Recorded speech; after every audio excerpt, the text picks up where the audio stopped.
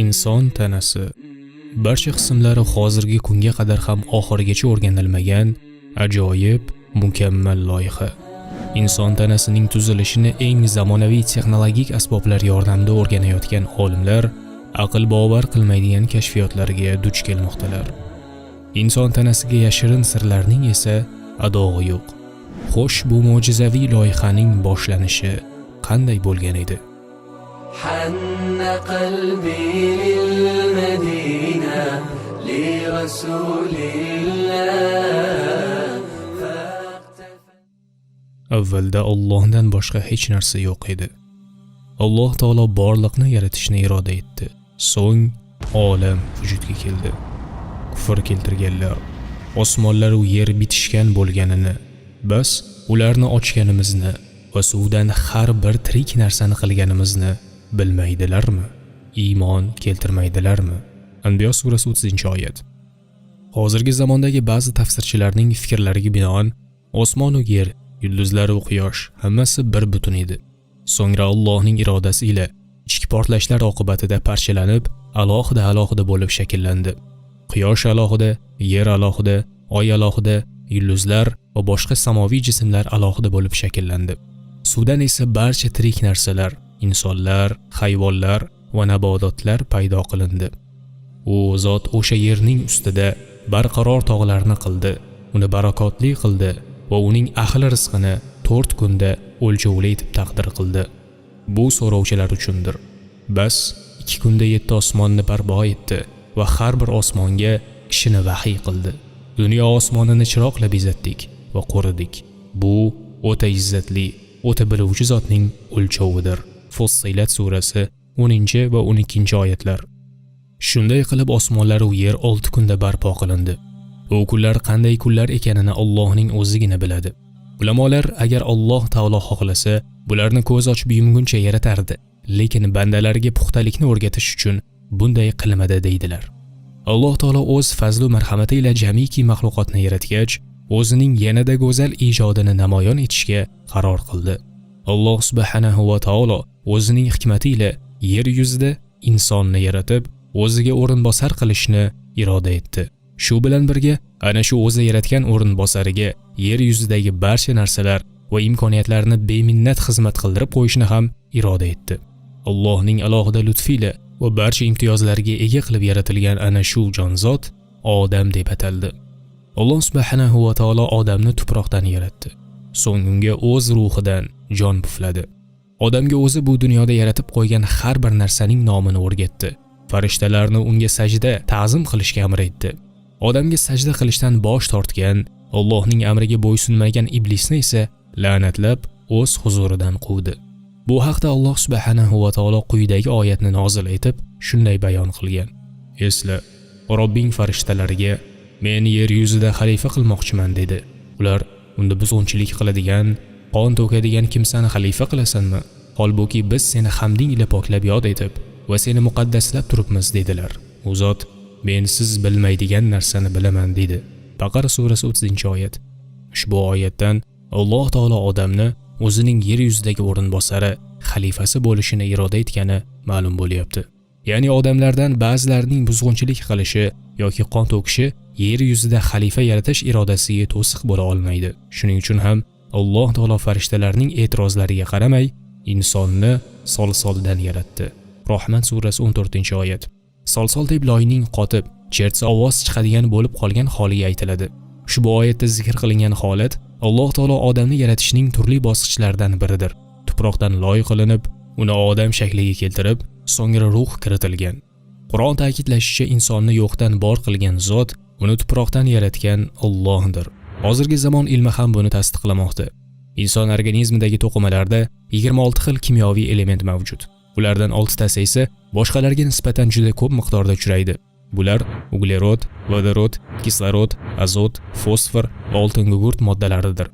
Inson tanasidagi to'qimalarning 95%ni ana shu 6 element tashkil qiladi. Bu esa juda muhim bir haqiqatni, insonning loydan yaratilganini tasdiqlaydi. Modomiki inson tanasidagi to'qimalarni tashkil qiluvchi barcha asosiy noorganik kimyoviy elementlar tuproq tarkibida, erkin holatda yoki birikmalar ko'rinishida uchraydi. Fan Erkin holatdagi loy ham, inson organizmining to'qimalari ham aynan bir xil elementlardan tashkil topganini aniqladi. Zamonaviy fan tomonidan aniqlangan bu dalillar 14 asr avval Kalomullohda nozil qilingan oyatlarning haq ekanligini yana bir karra tasdiqladi. Tuproqdan borliqning eng ulkan mo'jizalaridan biri bo'lgan insonni, uning fikri, ruhi, his-tuyg'ulari, asablari va hozirgacha insonning o'zi ham tushunib yetmagan ajoyibotlari bilan kim yarata oladi? Bu ishni faqat Rahman sifatiga ega bo'lgan qudratli Allohgina qilishi mumkin. U zot odamga ismlarning barchasini o'rgatdi. So'ngra ularni farishtalarga ro'baro qildi. Keyin, agar rostgo'ylardan bo'lsangiz, ana ularning ismlarini menga aytib bering dedi. Baqara surasi 31-oyat. Alloh taolo odamni o'zining yer yuzidagi xalifasi qilayotgan paytda unga ulug' bir sirni berganligi ushbu oyatdan bilinib turibdi.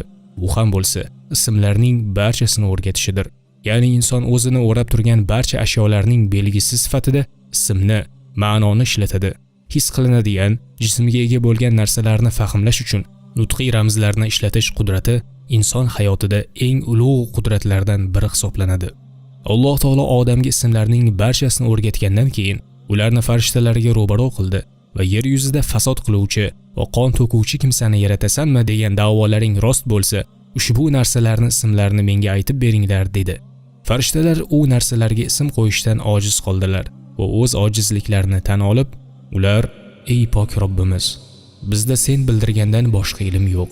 Albatta sening o'zing biluvchisan va hikmatli zotsan" dedilar. Baqara surasi 32-oyat. "Ey odam, bularga u narsalarning ismlarini aytib ber" dedi. Ularga o'sha narsalarning ismlarini aytib bergan chog'ida, "Men sizlarga osmonlar va yerning g'aybini bilaman va sizlar berkitmagan va berkitgan narsalarni ham bilaman demaganmidim" dedi. Baqara surasi 33-oyat. Shu bilan odamning farishtalardan ustunlik tarafi namoyon bo'ldi. U ham bo'lsa, ilm ma'rifat. Inson yer yuzida fasod qilishi, qon to'kishi ham mumkin. Ne'mati ilohiy bo'lmish ilmni o'z o'rnida ishlatib, farishtalardan ustun bo'lishi ham mumkin. Odamning fazli farishtalar ko'z oldida namoyon bo'lgandan keyin Alloh taolo farishtalarga quyidagi farmonni berdi. Esla, farishtalarga odamga sajda qilinglar deganimizni. Bas sajda qildilar. Magar iblis bosh tortdi, mutakabbirlik qildi va kofirlardan bo'ldi. Baqara surasi 34-oyat. Bu sajda ibodat uchun emas, balki odamni Allohning ulug' ijodini ulug'lash ma'nosida edi. Zero ibodat sajdasi faqat Allohga qilinadi. Alloh taolo hamma narsani daqiq joylarigacha bilguvchi zotdir. U zot iblisning odamga nima uchun sajda qilmaganini bilib tursa ham, uning dilidagini tiliga chiqarish uchun so'radi. U zot: "Ey iblis, o'z qo'lim bilan yaratgan narsaga sajda qilishingdan seni nima man qildi? Mutakabbirlik qildingmi yoki oliy darajalardan bo'ldingmi?" dedi. Iblis: "Men odamdan yaxshiman. Nima uchun o'zimdan past maxluqqa sajda qilishim kerak ekan?" deb bosh tortdi. "Meni olovdan yaratgansan" dedi u. So'ng Alloh taolo: "Ey iblis, sen endi jannatdan chiq. Bas endi sen albatta la'natlangan, rahmatimdan quvilgansan. Va albatta senga qiyomat kunigacha mening la'natim bardavom bo'lgay" dedi. Iblis Alloh taologa yolborib, odamlar qayta tiriladigan qiyomat kunigacha bu dunyoda turishga muhlat so'radi. Alloh taoloning o'ziga ma'lum hikmat yuzasidan iblisga o'sha kungacha muhlat berishga u zotning irodasi ketdi va: "Ey iblis, sen kelish vaqti ma'lum qiyomat kunigacha muhlat berilganlar qatoridansan" dedi.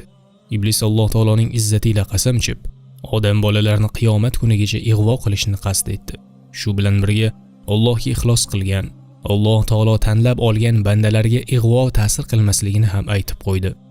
Insonni shaytonning ig'vosidan saqlovchi qalqon uning Allohga ixlos bilan qilgan ibodatidir. Alloh taolo haqiqatni ochiq-oydin aytib qo'ydi. "Ey iblis, sen odamlarni ig'vo qilaver.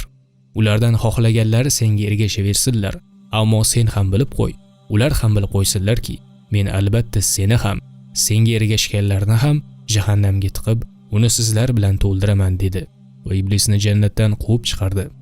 Iblis bilan inson orasida dushmanchilik shundan boshlanadi. Bu dushmanlik yaxshilik vakili ila yomonlik vakilining kurashiga aylandi. Keyin Alloh taolo odamning qo'rg'asidan uning jufti Havoni yaratdi. Alloh subhanahu va taolo odamga yana bir bor ulug' marhamat qildi.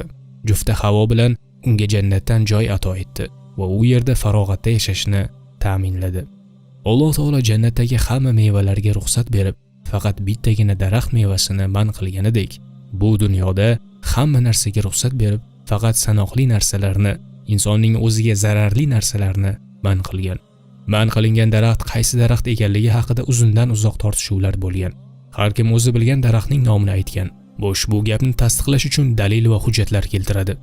Ammo to'g'risini aytganda, birovga o'sha daraxtning ismini bilish bilan foyda yoki bilmaslik bilan zarar yetmaydi. Agar uni bilish zarur bo'lsa, Alloh taolo Qur'onda yoki payg'ambarimiz hadislarda aytgan bo'lar edi.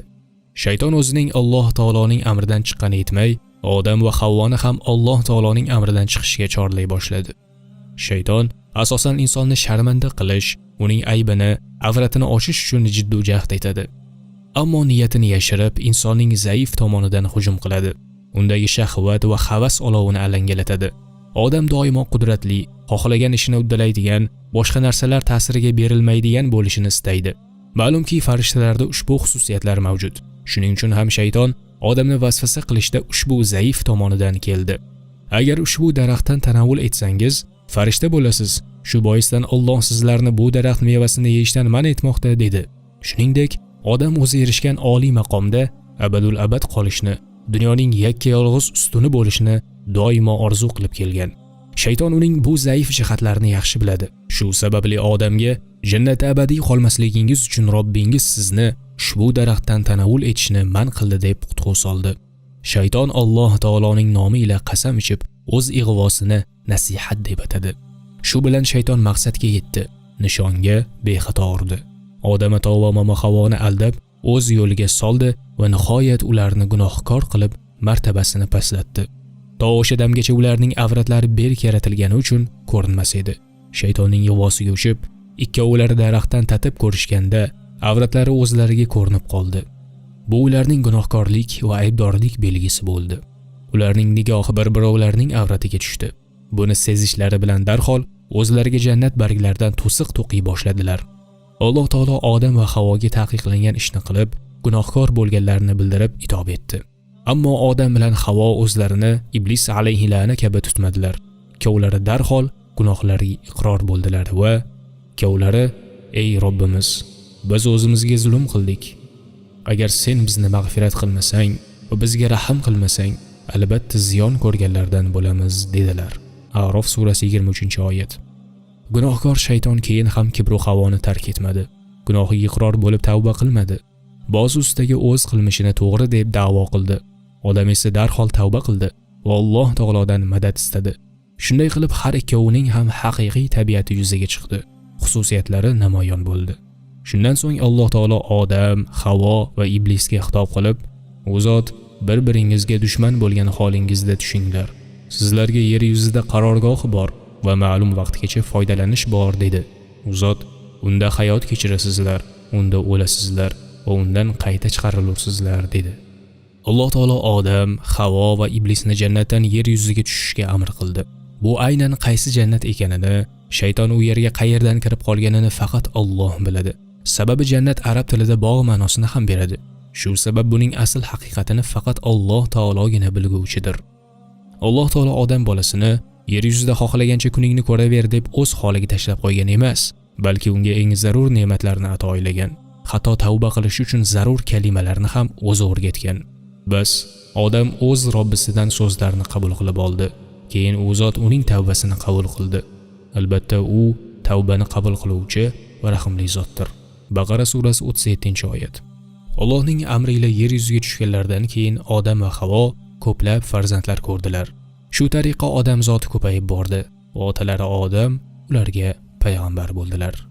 Bu biz insoniyat ibtidosining qisqacha tarixi edi.